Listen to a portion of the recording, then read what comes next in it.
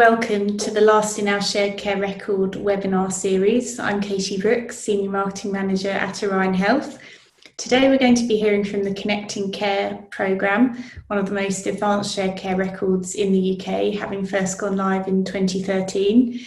In this webinar, Jocelyn Palmer, Programme Manager, is going to talk through how the record has developed over this past 7 years, with a particular focus on how it has evolved to support care in the community. Over to you, Joss. So hello everyone, and thanks for that introduction. So yeah, my name's Jocelyn Palmer and I'm going to be talking to you today about the Connecting Care programme. So on the next slide, we'll just show what I will cover. And I'll let you know, perhaps just in terms of context, a bit about us and our journey so far.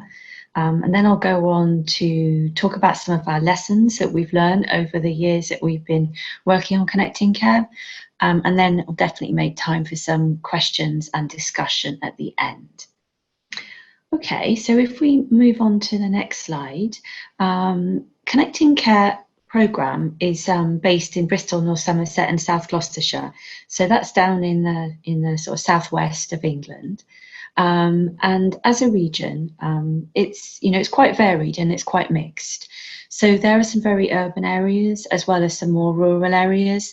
And whilst much of the area is quite wealthy and quite healthy, there are nevertheless some areas where people live in more deprived areas, and there's significant diversity in terms of health outcomes, with a 10 sort of 15-year-old or 10 or 15 year gap in terms of life expectancy in some areas.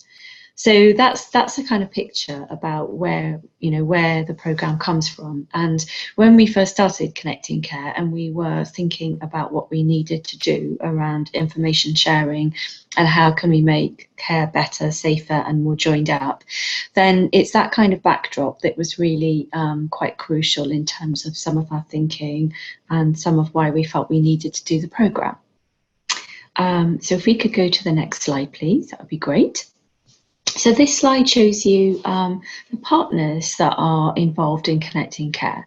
So it's quite a wide range, as you can see, and we've certainly got some big organisations. So we've got a couple of really big teaching trusts, hospital trusts.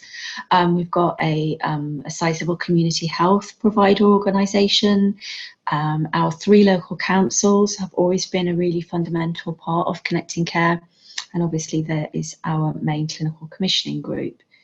Alongside that, there are other services that you would expect, so mental health. And as you can see there are also a range of different voluntary sector, third sector organisations. And in terms of that partnership, some of those organisations are a key part of the governance of Connecting Care, and they will direct the programme and what we work on, as well as being co-funders of the work and the programme, whereas some of the other services, perhaps some of the smaller organisations, are part of the overall Connected Care family, but they would tend to use what we deliver, such as use the shared care record, rather than necessarily decide on any governance matters. So that's an overview, and as you can see, there's a number, and it's definitely grown and evolved over the years, and it's quite a complex mix, quite a rich mix, and no doubt some of those will be familiar types of organisations if you work on a shared care record programme or an interoperability programme yourself. So if we move to the next slide then, I thought it'd be helpful to just explain what we do. So I've mentioned a shared care record. So one of the core things that we deliver, without doubt, and this has always been so from the beginning, is a shared health and care record. So for many of those organisations that you saw in the previous slide, we have information sharing from those organisations, a range of different data sources, and those are brought together into a single shared care record, which is then used by health and social care practitioners. Alongside that, we also use some of the same technical infrastructure to support some personal health records. And we also do document delivery. So that is, for example, sharing of hospital clinic letters and discharge summaries, and those are delivered into GP practices. So we've definitely kind of evolved and built out from the shared care record that we had to really move towards more of a platform approach or an ecosystem to support any kind of information sharing. And as you can see from the sort of little graph as well there, it has grown over the years. So when we started back in the early days, we had 300 users, or just nearly 300, and we've now got well over 7,000. And we have an increasing month on month now number of records that are viewed. So well over 60,000 now are looked at every month. So it's really becoming a fundamental part of providing care in our region. So on the next slide then, this shows you a little bit about our journey, and I mentioned obviously about the couple of hundred users that we had in the beginning. So I'll just maybe talk a little bit about how things have evolved. So we first started back in 2011 with this vision around, okay, lots of health and care organisations were bringing on board new IT systems, but actually information was very much still siloed, and it wasn't being shared. So we spent a bit of time looking into what the art of the possible was, and we went out for procurement in 2012. And the way that we shaped the procurement was that we said we wanted to do a pilot initially to see if it was possible to deliver a shared care record technically, and also if we could work together. So we started work on Connecting Care pilot at the beginning of 2013, and 9 months later we went live.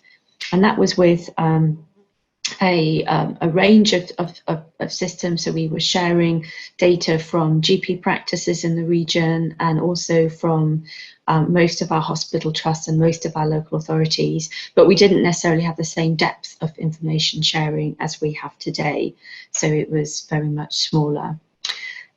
Once we were live, we then ran the pilot, and we carried out evaluations. So we did a lot of hands-on evaluation with those users that were across a range of health and social care services. And as part of their feedback, if you like, created the evidence for the benefits part of the business case, which laid the foundation for us launching the full programme. So that was in 2014.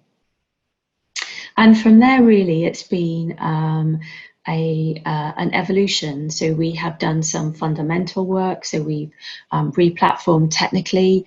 And as I sort of said on the previous slide, we've also evolved the shared care record. So we've included document sharing. That's based on XDS and ITK standards. In 2018, we went live with sharing to our first personal health records. So we integrate with Patient Knows Best, who one example of what they do locally is the PHR that is used by our regional major trauma network. So we linked in with that. We've also linked in with other personal health records as well in our area. And we've kind of evolved as well. So the projects we've done have added in more data and more interfaces. And in more recent years, we've done a lot to also work on and really improve the user experience. So that's getting a lot of clinical feedback into how we can make changes to improve the basic look and feel.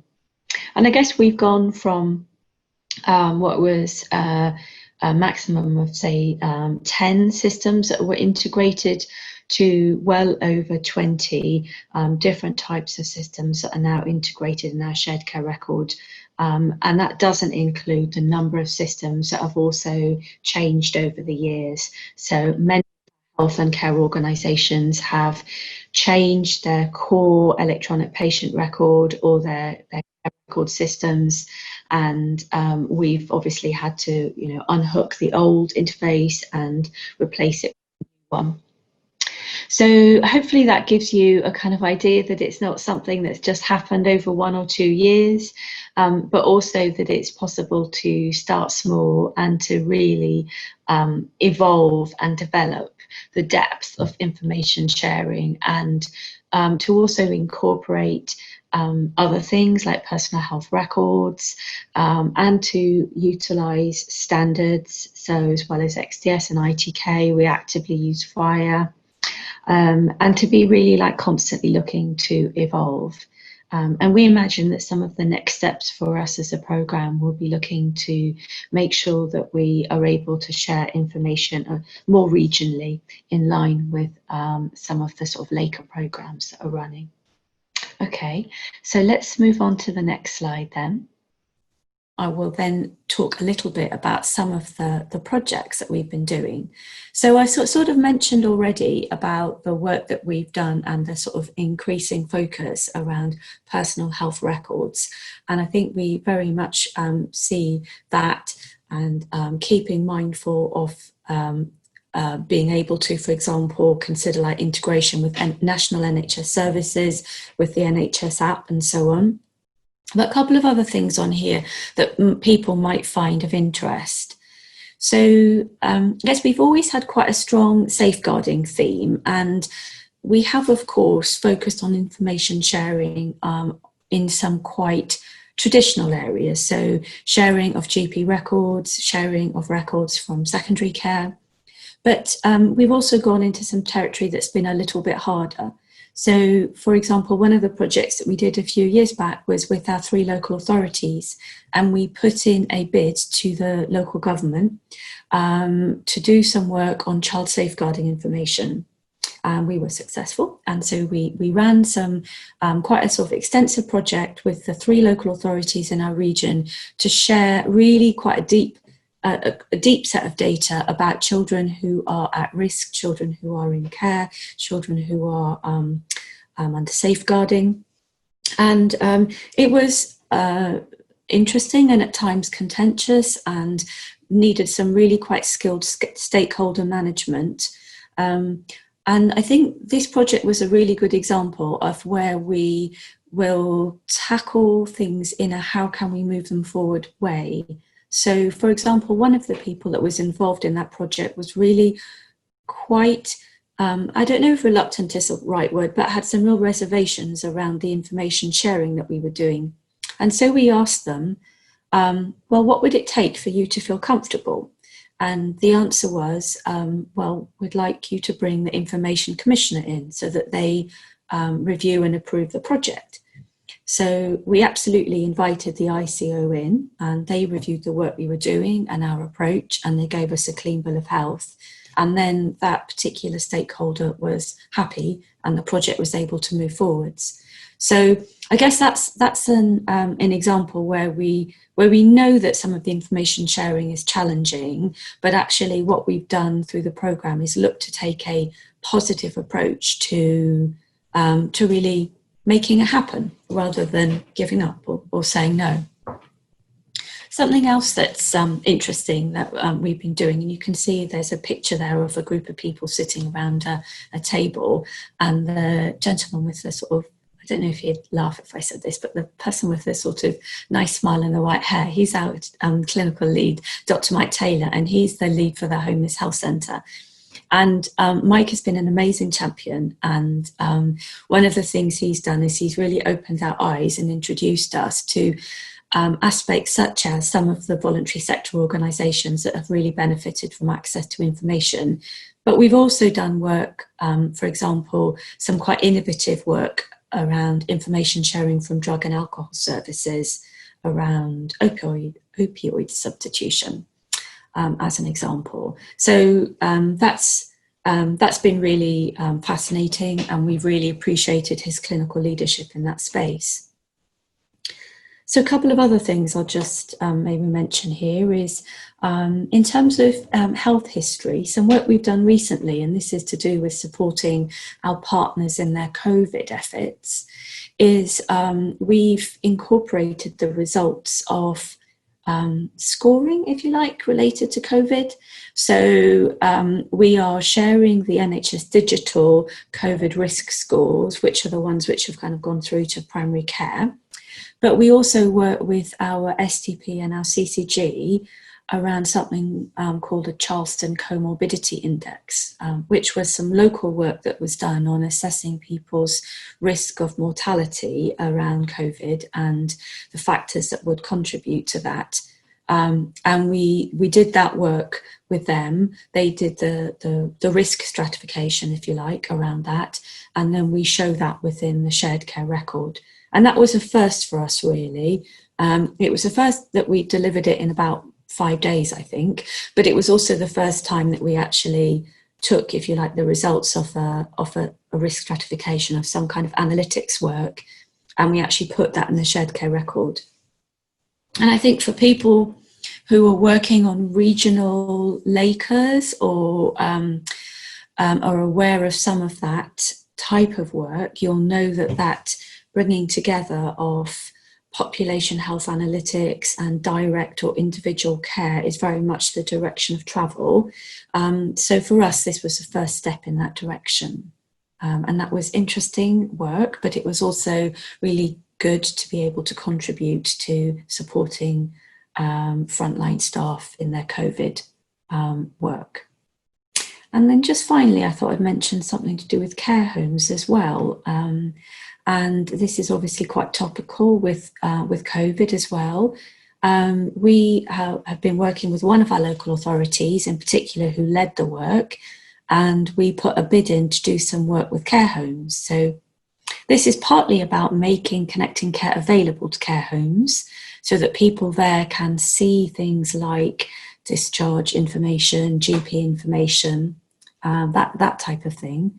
But also we're working with care homes around, well, what could we, what do they want to be able to contribute as well to the shared care record? And I think initially we've considered options like, do we want to do a sort of read-write care plan? So we're looking at that, but it may be that actually their needs are more about information sharing two ways. So we're currently exploring that with care homes and looking at that in more detail. But that's, again, a really interesting area, and I think quite valuable, and definitely will be a focus going forwards. So hopefully that gives you a flavour of some of the kinds of work that we do on connecting care. At any one time, we probably have about 10 projects running, and we probably have a pipeline of another 10 to 15. And typically we will run the different projects at different paces because we don't have a huge team.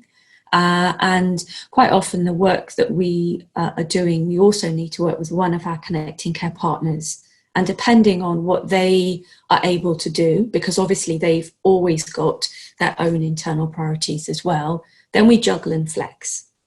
So as an example, at the moment, we've just finished some work on pathology.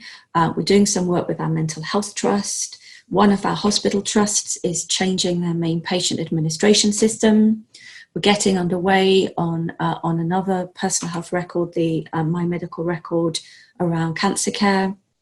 And we're doing some work in the background, if you like, around data quality improvements. So alongside some technical upgrades and supporting our end users. So you can see it's quite a rich mix of work that goes on at any one time. And it's a great team. Everybody on the team is really amazing and talented, and plays a huge part in the success of this. So if we go on to the next slide then. Just do a wee time check. Yeah, I think I'm okay. So I thought I would just maybe touch on a couple of lessons. So I would say that from the beginning, probably when we were first setting up Connecting Care, there were some things which were really important to us. So obviously money is always a factor in health and care. So we needed some money to get started, but We didn't have a lot when we started. It was a few organisations were prepared to put something in. We needed also a team, and I think that we were really clear that we needed some genuine technical skills, testing skills, some expertise in information governance, some expertise in commercials and finance, alongside some of the things like project management, business analysis, and so on. So I think, having the right team, having some funding to obviously be able to do things like pay partners and suppliers like Orion, it's important. But you also really need a good spirit. And to really realise that this is something that, you saw that slide with all of those different organisations, and really it's about people coming together for the greater good, if you like, which sounds a bit cheesy, but it's what these programmes are all about. So in terms of some of the lessons and some of the things that we've done along the way, so we've been really willing to change how we work. So I would say, one example, is that when we first started working with Orion, I think we were perhaps a little bit, we just set things up in a way commercially that meant we were quite combative. And I think we spent probably more time trying to make sure it wasn't our fault and it was their fault than we did on actually delivering. And then we adjusted that model. So now we have something called a dedicated team. And I've just seen some of the comments. It's making me laugh. Now we have something called a dedicated team. And in a way, that means that the Orion team are part of the same team that I'm in. And it just works really well. So that was a learning for us. It took us a couple of years to get there, but it's really made a difference in terms of the pace of delivery. We deliver so many things. So every month something new goes in to Connecting Care. And I think the change in how we work with suppliers and with partners like Orion, it makes a difference. The other thing that we've done is that because we are as a team, we've got multiple projects running at the same time, but they're all delivering into the same technical environment, which sounds obvious. But what it does mean is that collectively we need to work in a way that is common. So as a team internally within Connecting Care, we did a lot of work on how we work and really agreeing the processes, the do's and don'ts, the key principles. And it's really been a continuous improvement cycle, I would say. So we never really rest on our laurels, and we're always looking to see, okay, if something happens, what can we learn from that? Do we need to do our testing differently? Do we need to focus on requirements? Did we not get our stakeholder engagement quite right?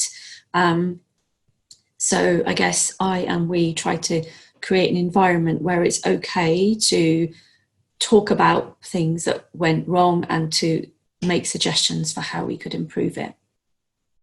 The third point there is really about saying that partnership isn't a once and done, and particularly when you're running a program over a number of years. So people come and people go. It might be that you have an exec lead in one of the organisations that's amazingly positive and really supportive, and then she or he goes and somebody else comes in and they are less supportive. And you have to go through that whole process again about seeing if you can gain that support from that organisation. So it takes continuous effort and work and focus. And I guess over the years that we've been running, it's probably a bit like a share price. So it goes up and down. And sometimes it feels really hard working in the partnership, and other times it feels really amazing and celebratory. So it really does vary. And I guess people I know who work on similar programs would say that's probably their experience as well. And the final point on that in terms of our lessons is really that it's not a passive program. So it's not, Connecting Care isn't something that people, if you like, the organisations in our region could set up and then sit back and relax. We don't do it to them. It's always been something that we work on with them. So if we're working on a project to do with care homes, we're doing a lot of engagement with those care homes and with our local authorities. If we are changing one of the feeds from the systems, we work a lot with that organisation and with the people in their team. So it's quite hands-on for everybody that's involved in the partnership. And I guess that's why we've grown from that sort of 200-300 user base to over 7,000. And in terms of our system interfaces, I think we started with 10. We've got over 21 now, but within that, I think there were probably on top of that another at least 10 changes, because all of our local authorities have changed one of their social care systems at least once.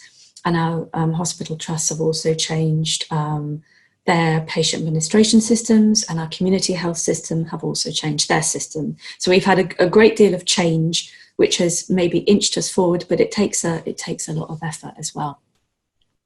So I think that is bringing me now to the end of what I was going to be talking about. And I hope that has given you a good overview of some of the work that we've done, a little bit about what we are about.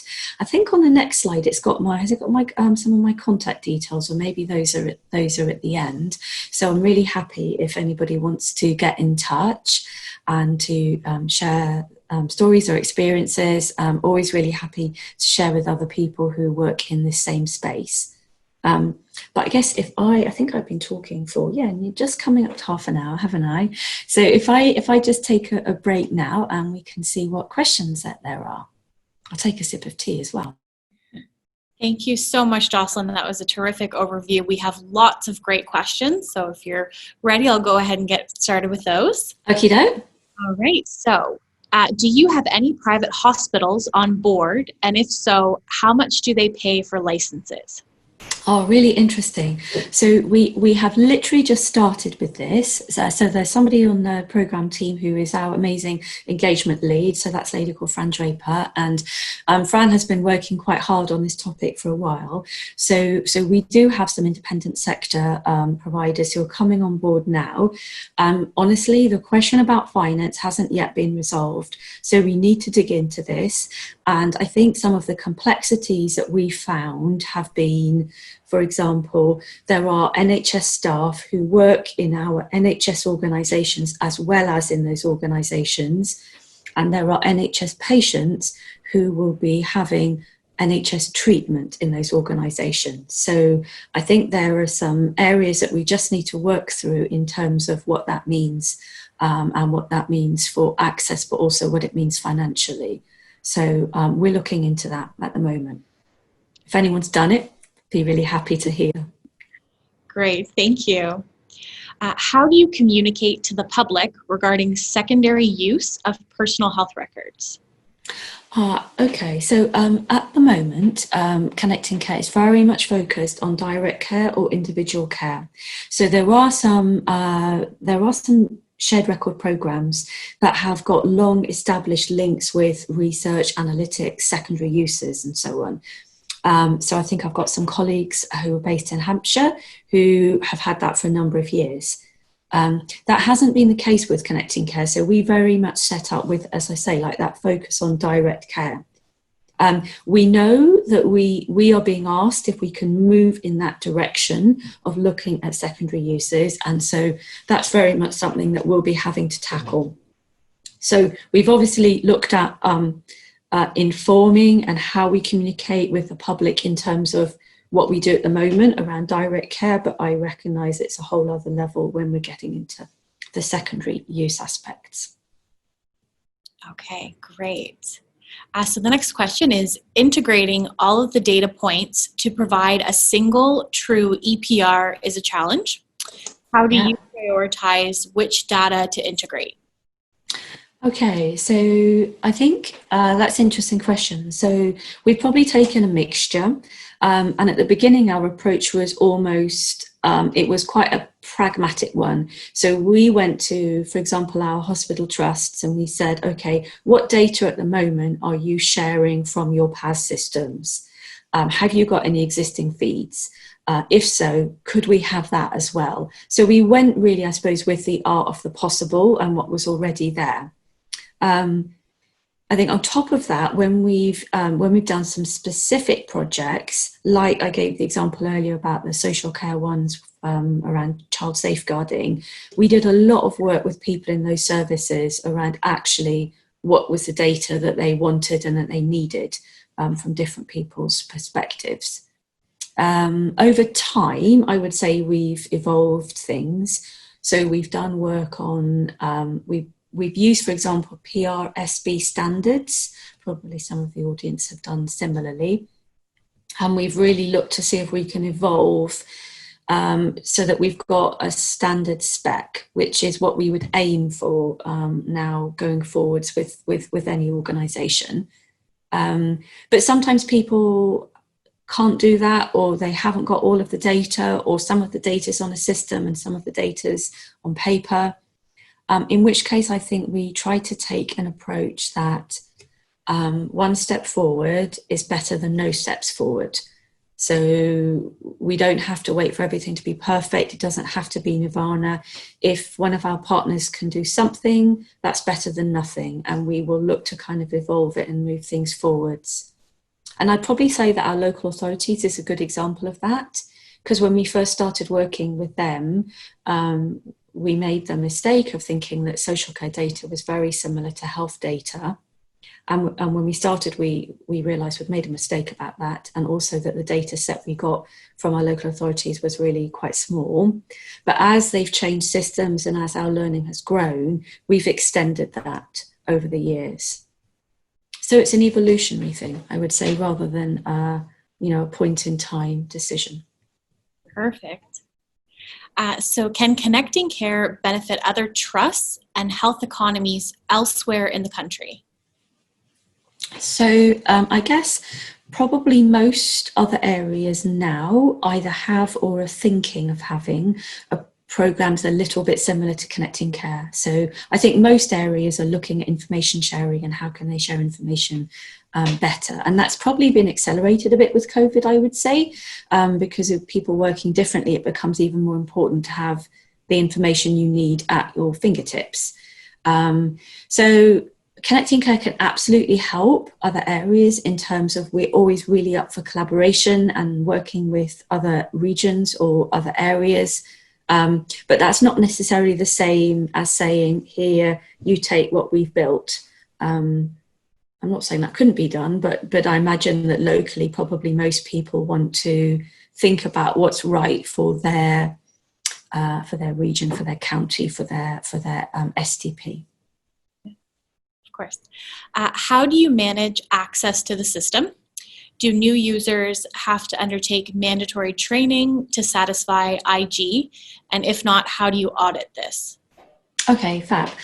So good question. So we devolve the approvals around who has access. So as I'm sure you can appreciate, we sort of sit in the middle, and it's really impossible for us to know if, Mrs. Smith who works at that GP practice or Mr. Smith who works at that hospital, if they are who they say they are. So what we did in collaboration with our partners was we set up if you like, some approved authorisers. And the approved authorisers are people who sit in those partner organisations, and they are the ones who basically say, yes, this person is legitimately in our organisation, we vouch for them, they're okay to be given access. And sorry if there's an alarm going off, sorry if that's disturbing people. When those approvers essentially send something through, we've got a team of people in something we call the back office, and they are the people that do all the amazing work to set people up with their roles and their access, and they will put people on, take people off, change their roles if they need it. So we carry out, if you like, the instructions of our partner organisations, but they are the people that know who's who. And we do audit, so we've got full audit, and we've got an information governance group that is a great group, actually, meets every couple of months, and we make sure that we send audit reports through to each of our partner organisations, and they will then do some deep dives, and they will check, for example, that people haven't been looking at relatives' records or ex-husband's records or whatever it might be. Perfect. So sharing patient information with non-NHS organizations creates anxiety within the NHS and sometimes patients. Example, community optometry, dentistry. How do you overcome this? Yeah, so I recognise that, and I would say that we probably haven't tried to overcome it as a whole, if you like. So we don't look at the vastness of the ocean, and what we do instead is we focus on a particular areas that we happen to be working on. So care homes is probably not a very contentious area, but nevertheless there were IG requirements as well as technical requirements that had to be met. So we focus on the topic that's in hand.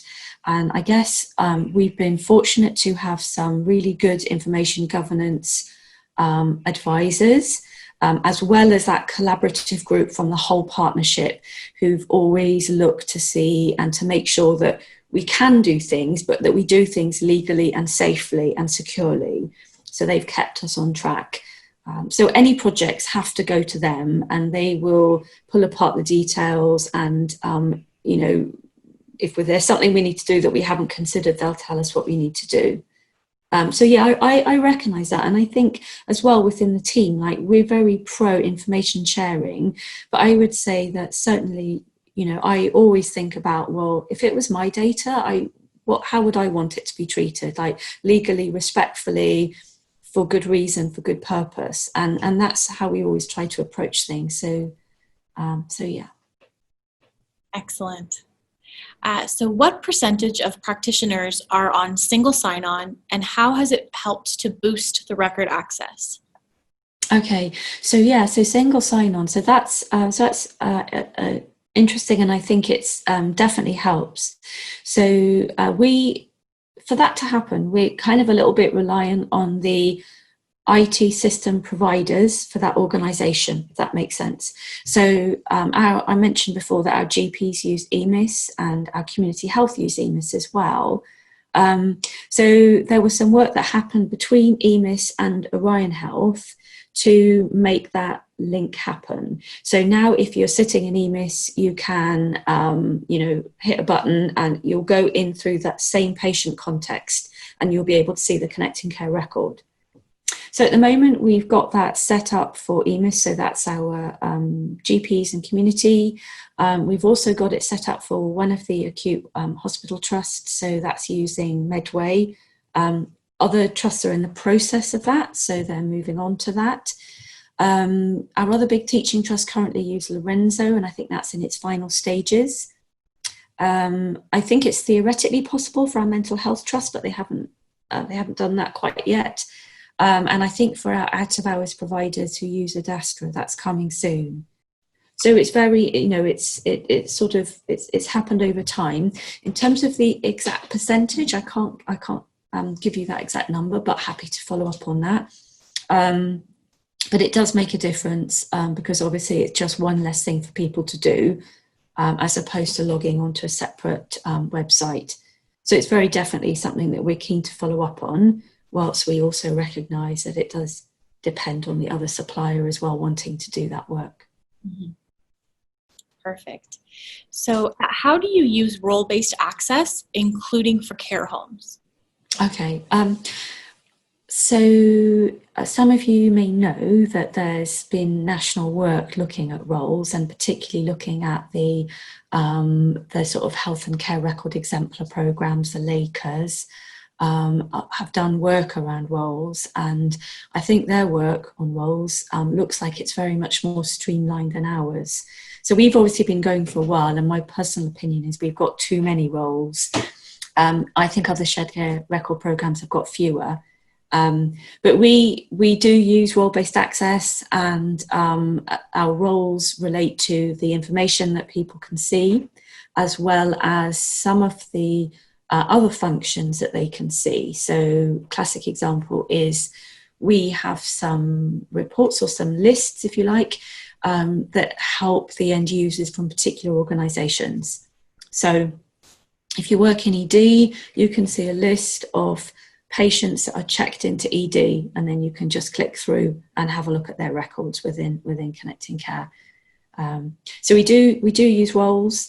We've got, I think we've probably got about, I think it's about 10 or 12 at the moment, slightly too many. We're just looking to see whether we can streamline them a bit, and to maybe get rid of some of the historical anomalies that have crept in. Perfect. So the next question is, what benefits has social care seen?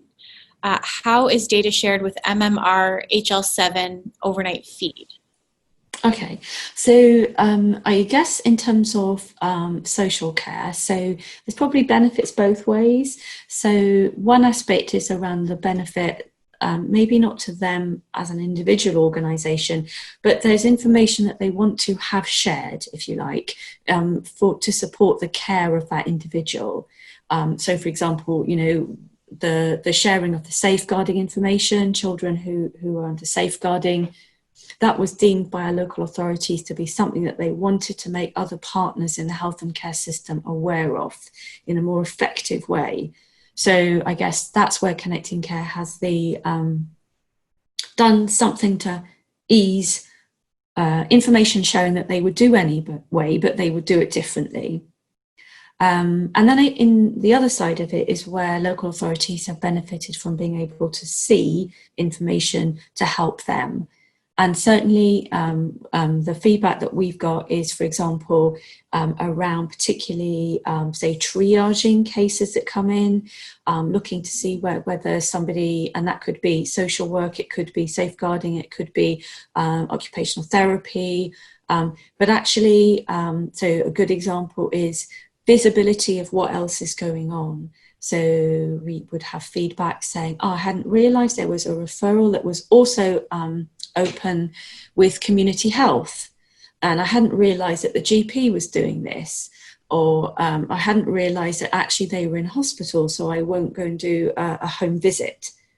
So it's been some of that information sharing around, which really has contributed to helping people do more with less in times when local authorities have got some real financial pressures. Then I think anything that can really support them and help make staff's life easier is where the benefits come in. Excellent. How easy is it to interchange different healthcare provider PAS systems when they replace them? Okay, I realised I didn't answer the second part of that question either, did I, on the My Medical Record? Yeah, I'll come back to that. So how easy is it to swap systems in and out? I would say it's not easy, but we've done it quite a lot of times. And we do have people in the team who are really, like, they've worked in a hospital trust before, they know the reality of what a change is like. And I think it really comes down to having an awareness of the sorts of things you need to keep your eye on. And it's, you know, things to do with, you know, numbering, things to do with what's going to happen with the data. Do you need to do data migration? Do you need to remove old data? That kind of thing. So we probably have a bit of a process now that we follow, and it works well, particularly when we are involved early with organisations. And it varies a bit depending on whether it's a health or social care system, but yeah, it's quite doable. And I think the other question was to do with how we share the data, particularly around some of the personal health records. So we share data in a variety of ways. So some data is shared real time. Some data is shared overnight. We have some HL7 feeds. We have, but also like quite a range of different other ways that the information is shared. So again, I'm quite happy to, if anybody wants to get in touch, I can give them more details on that. Okay, excellent. From what you have said, it appears that you have embedded IG and DG throughout the development of Connecting Care. Is this right? Oh, I think you might be muted. Yeah, I'm sorry, something pops up on my screen. Yeah, absolutely, we do. We absolutely, we do a data protection impact assessment for every single project we run. And then we also have some PAN program information governance work that looks at what we need to do as a whole program. So whether that's policies, processes, whether that's something to do with informing, whether that's, things on the website, whatever it might be. So yeah, we do embed it, and we don't treat it like an irritation. We treat it as a really valuable and important part of any project that we run. Perfect. Let's just see here. What else do we have? Getting lots of excellent questions. Are you planning a full citizen portal or pilot pathways? Oh, so I think the whole question around citizen portals is a really interesting one, and we certainly could put the Orion Health citizen portal live, if you like. I guess partly we maybe feel that this is an area that could be quite consumer led. So it may be that there are other products or services that are out there. So to take an example, if some of the cancer services in our region want to prescribe, if that's the right word, their patients using the My Medical Record app, then I guess we don't see it as our remit to say, oh, you shouldn't be using that, you should be using this. And I guess rather we see that what our responsibility is to really enable that ecosystem of being able to support multiple different apps and services. I think probably the direction is that some of those will actually be things that as individual citizens we would access via the overarching NHS app. So I guess that's maybe how we see it, is that as an individual person, I might use the NHS app and I would then hop off, and I might have one or more different ways in which I interact with the NHS. And that might be through to my GP system and my GP appointments. It might be something to do with the data that Connecting Care shares with, one or more different products or services. So things can change, we will change, but I guess we're just open to keeping that flexible approach at the moment. Awesome. What clinical safety roles do you use during your projects? Okay, so I guess the clinical safety and the clinical engagement that we do varies depending on the projects that we run. So if we are doing a project with pathology, we work really very closely with pathologists, and they're the people who need to do the testing, check the testing, sign things off. We need to make sure that their clinical okays, if you like, have all gone through their processes. So we take the lead from them. If we're doing some work with drug and alcohol services, they are the people we work really closely with. We need to make sure that they are happy that what we are sharing is safe, clinically safe, that it's accurate, and so on. And if we're working with local authorities, then that's who we work with. So it does vary depending on the project that we're doing, and probably also depending on the complexity of the data sharing. So if we're just sharing appointments, if you like, that's probably needs less oversight than if we're sharing pathology. One is very much, obviously, much more clinical than the other. Okay, perfect. Thank you. What kind of work have you done on benefits realization? Okay, so benefits. So we did some work early on benefits, which was part of making that transition from pilot through to a full program. And when we did that, we did some qualitative and quantitative measurements and analysis with our user group that were using the portal at the time. And that's where we, those sorts of facts and figures were the things that sort of started us off. Following on from that, I would say we probably did more of a focus on qualitative work. So that gathering of stories and feedback from frontline staff, where their time had been saved, where they'd made some efficiencies, where their decision making had been easier or faster, where they'd saved somebody's life, or where they'd transformed their pre-op assessment processes, whatever it might be. So we have that kind of range of stories, if you like. And then we've also done some work where we've taken those and we've put a financial figure associated with it, which is not necessarily the same as saying that it's cash releasing, but it does illustrate the financial benefit that is being offered. So that's what we've done as a programme. And I guess the question about realisation comes in when you consider that it's actually the organisations themselves that have to do something. So benefits realisation only happens when people do something differently, typically, right? So you can give people some information, but unless they change how they work with it, then they haven't really realised the benefit. And I think we've probably seen like some pockets of where champions within services or areas have really flown with it and they've really transformed how they've worked. And then we've seen other areas where we perhaps still scratch our heads a bit and we wonder, well, why aren't they really using this information? Why don't they seemingly want it? So it's not a done deal. It's not that we're all finished or all perfect. And I think it's an evolving story, really. Excellent. Please, can you elaborate on the pathology work? Our trusts have had issues with testing on pathology feeds, and we were aware that Bristol had developed a view of path results based on lab ref numbers. Has this worked well for you, as we may need the same solution?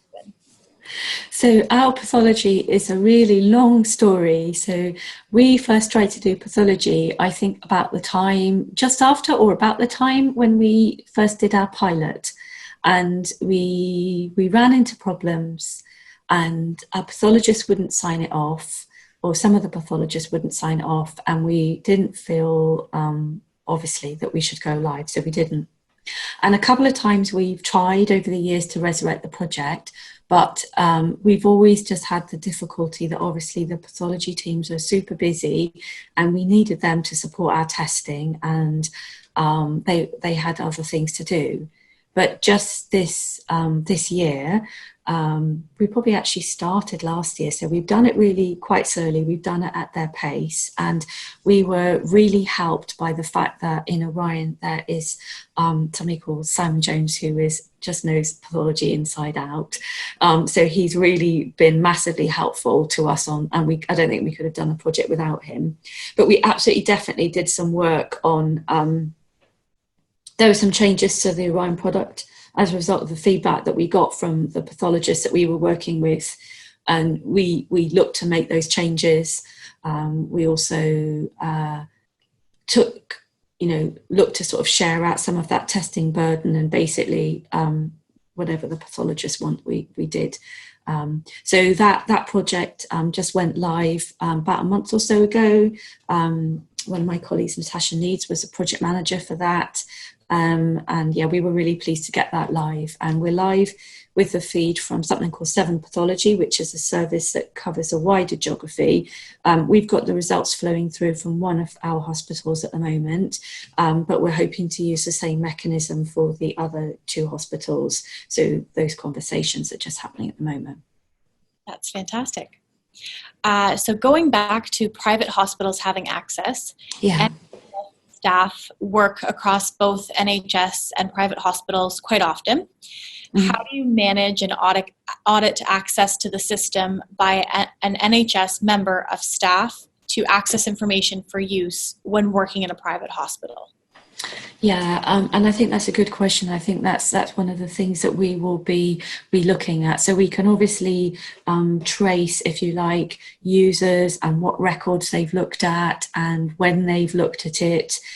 So quite often what happens when people are doing that audit checks and audit investigations is they will do things and they will say, okay, when you looked at this record in this setting, was that patient in, in that service or in that treatment centre or in that A&E department, whatever it might be. So we can then actually match up and we can see whether the access was legitimate and if there was a reason for that person to be accessing the record. Okay, perfect. And our last question for today is, how have you found working with Orion as a key technology partner? Well, so I promise. yeah. So I think it's interesting. So I think what I mentioned, didn't I, that when we started, I think I felt as though things were a little bit combative, and maybe that was a commercial model that had set up, or I'm not sure. That was definitely a contributing factor. I know that when we went out to procurement, we were really clear that we wanted to, if we chose, we wanted to be able to be self-reliant. We wanted to be able to do our own development work. We wanted to not be totally beholden to just one supplier. So in a sense, we wanted an adult-to-adult relationship with a technology partner. So I think all of those abilities are there with Orion, and as we also adjusted the commercial model, then I think we have a really positive working relationship, and we do a lot of good development together. It's a great team that we work with, and we really value all of their contributions. So yeah, I would say it's a positive relationship, and it's a good partnership. Wonderful. Well, thank you so much, Jocelyn, for joining us today and taking the time. My pleasure. To present kind of the journey that the Connecting Care program has taken, and for this terrific dialogue at the end. I think these questions have been just really great, and we thank everyone for your contributions. Again, if anyone has any questions that they'd like to pose to Jocelyn, she's generously offered to feel free to answer those via her email. So we thank you again for your time, and thank you everyone for joining.